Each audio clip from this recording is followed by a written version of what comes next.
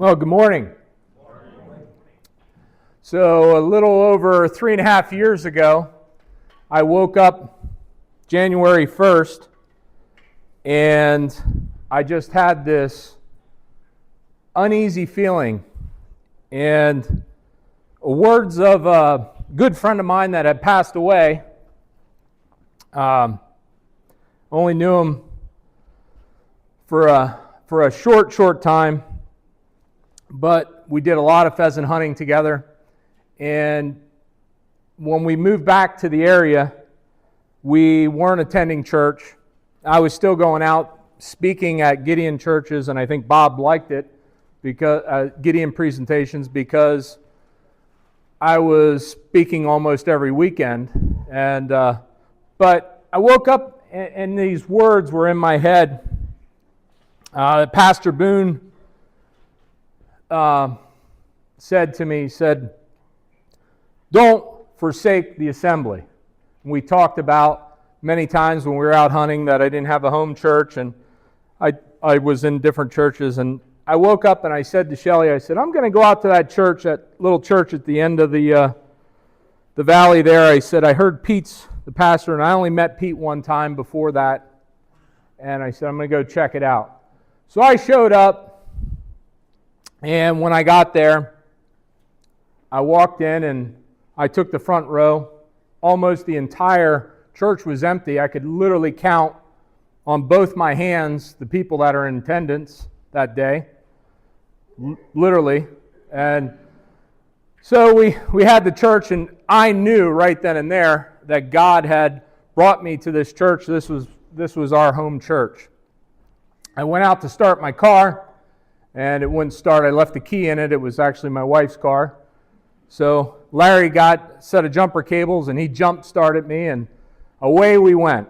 And we've been here ever since, and I just absolutely love it here, and I want to thank you. So there's so many new faces here. I'd like to give us the opportunity to just stand up and greet our neighbors. And so thankful for this church family, because that January 1st, 2023, we didn't realize that later in that year my wife would be diagnosed with breast cancer. My mother-in-law would pass away. It was just a really tough year. So it was absolutely meaningful for us to come to this church and make this our church home. So thank you for everyone that's here, and appreciate it. Just stand up and greet everybody, and meet some people that you don't know maybe. So I definitely can't count everybody in attendance here on my two hands, so I just feel blessed to present this message. I came up with this title, Picking Rocks. So we have a farmer here in his field, and he's gathering, with some help, some stones out of the field.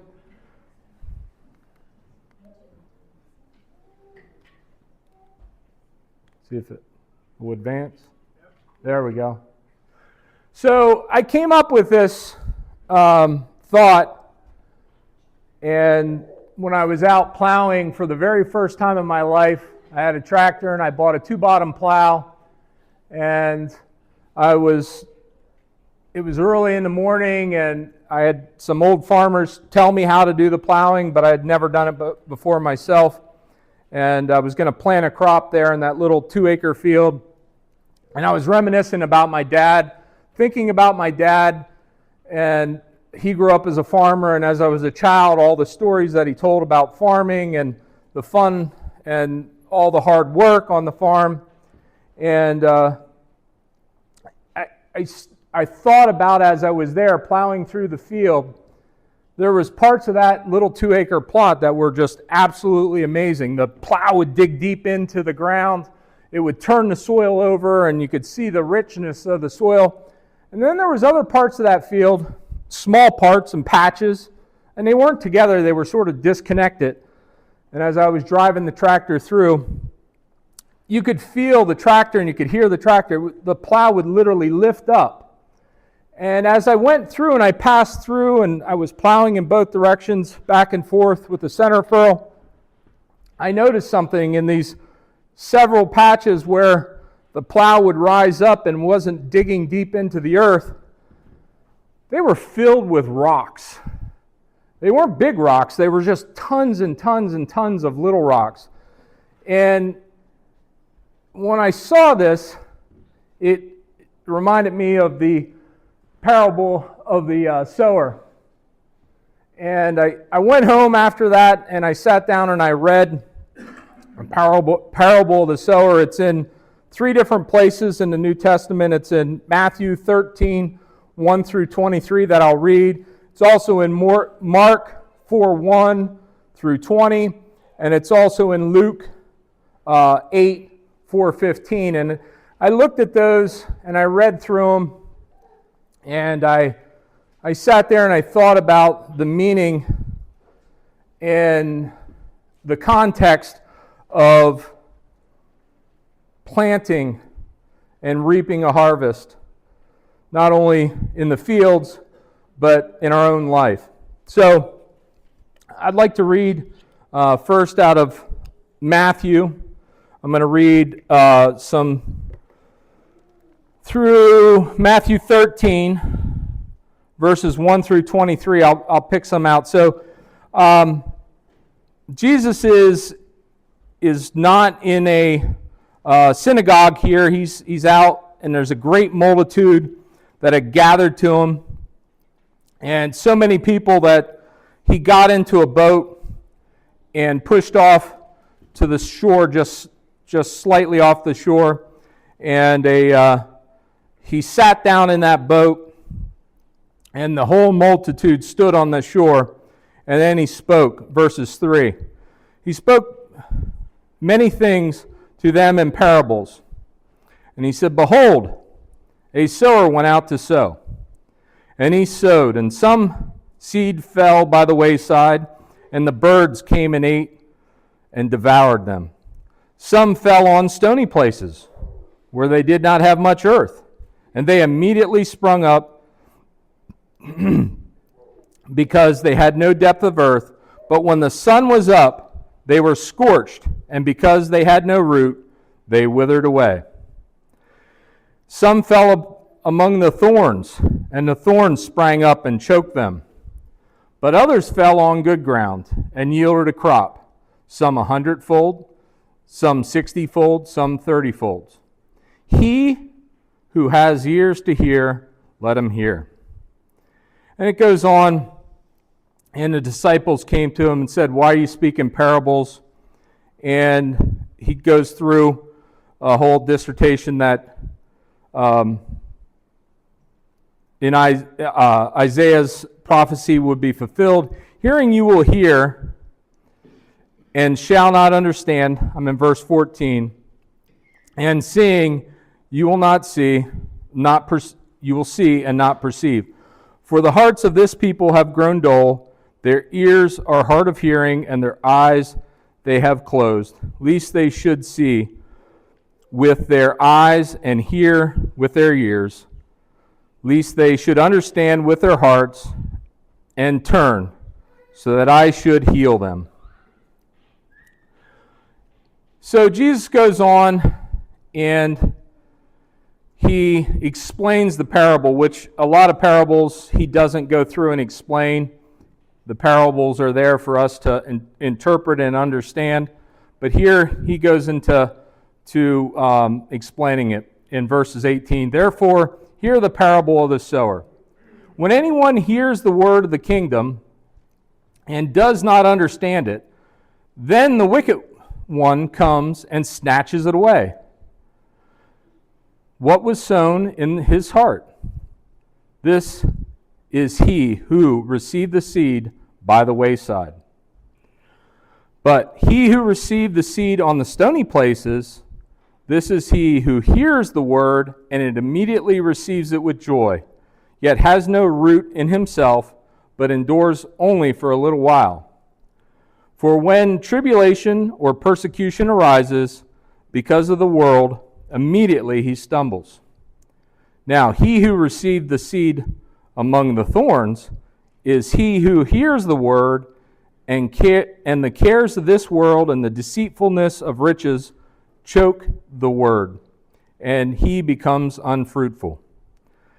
But he who receives the seed on good ground is he who hears the word, understands it, who indeed bears fruit and produces, some 100-fold, some 60-fold, and some 30-fold.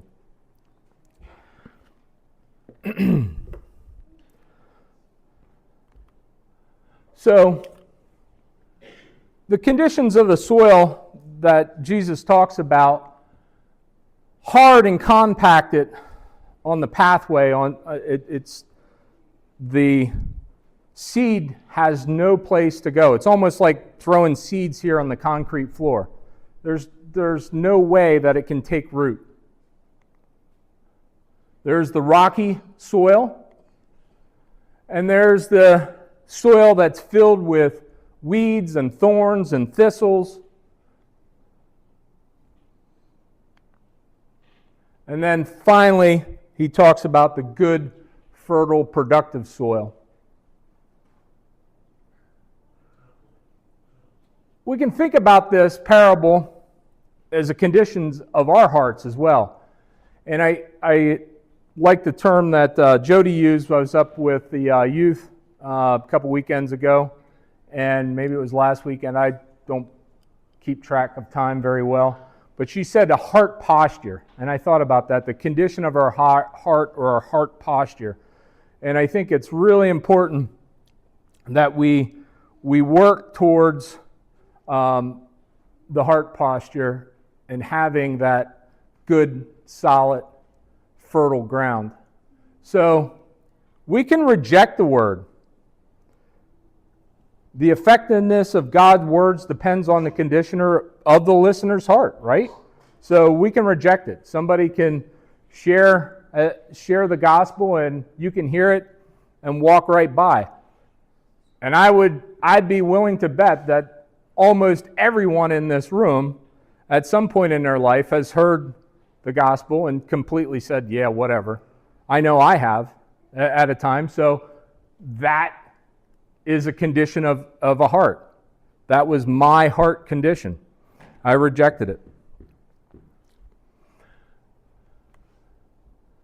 So there's a second condition. You can get emotional about it, get all excited about it, get engaged, and then when troubles come along, as Jesus said, you fall away when you face the objections. So then the third condition of our heart, just like in that field I was plowing up, the second was the stony places, but there's also the third condition where we accept the word, we accept the teachings, and the cares and the deceitfulness of money take a hold of us, and we think about all of our other worries. And then the last heart condition, heart posture, is good heart posture, if you will, is where we take in the word fully, we obey it, we're growing personally, and by the fruit God produces when we share the gospel. And as I sit here and I look at this church, I think, in 3.5 years, it's absolutely astonishing from the handful of people to where we are here today. And it's only through God's grace and the faithfulness of everyone here to acknowledge, take in the word fully and obey it. We're growing personally, and we're sharing the gospel around. So ultimately, the harvest or the crop can be plentiful. So I want to thank you for allowing me to share this little message I had on my heart about the soils.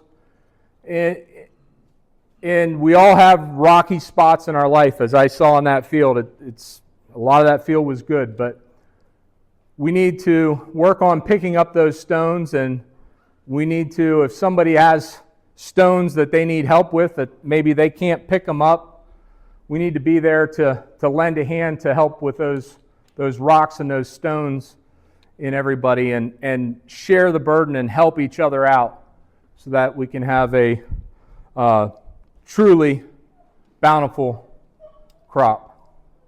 Thank you for allowing me to share, and I'll turn it back over to Pete.